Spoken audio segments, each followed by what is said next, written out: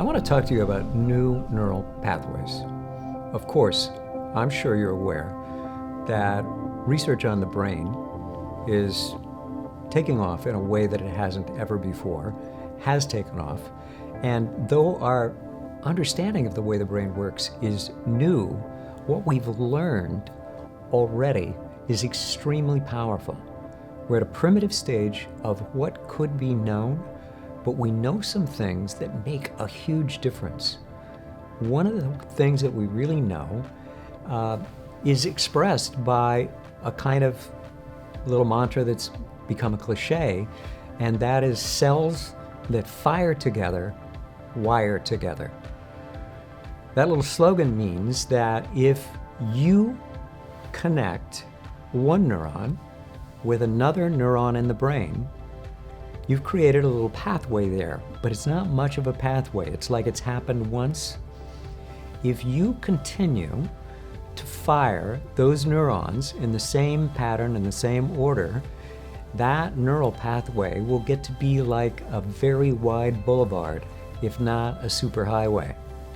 And the more neurons that are connected in it, they can link to each other and form resonances with each other, so that one firing of one neuron leads to the firing of another and another and another.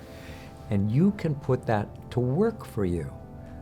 Because we talk about habits often as something we want to get rid of. We want to break. We want to sever that habit. And we want to not be attached to that habit. It's a negative habit. But habits are one of the greatest tricks the brain ever learned. Habits are the replacement for the instincts that we don't largely have.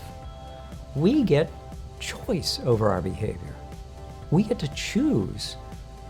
And if you begin to think of habits you design, you can create habits that can become extremely powerful.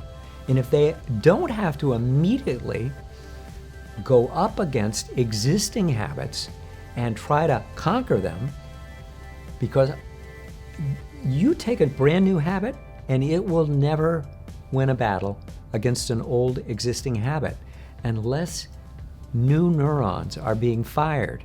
If you just try to not fire a neuron or a neural sequence, a neural circuit, it's not so easy. There's so many things, and that's the brilliance of the brain's ability to create habits, is so many things can wire together, and then they fire together. And it's almost like autopilot.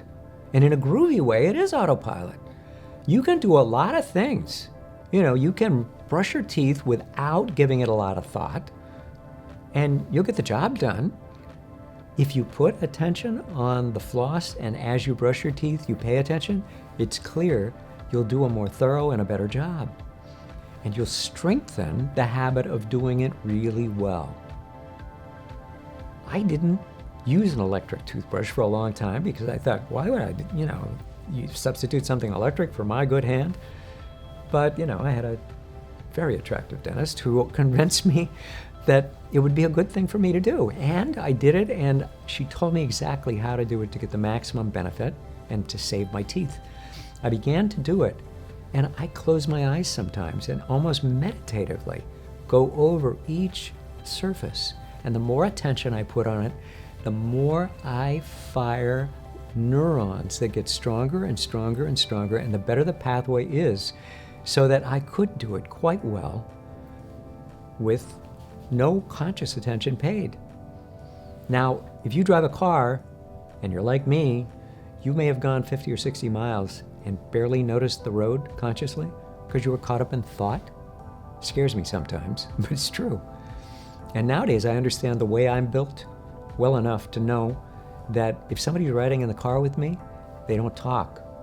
Because if I get in a conversation, my vision, actually this is what happens to all of us, your visual field narrows, and I can go for 60 miles and not remember consciously seeing the road. Sure, if an emergency came up, I would react, but it wouldn't be as well or as fast as it would be if I were paying attention.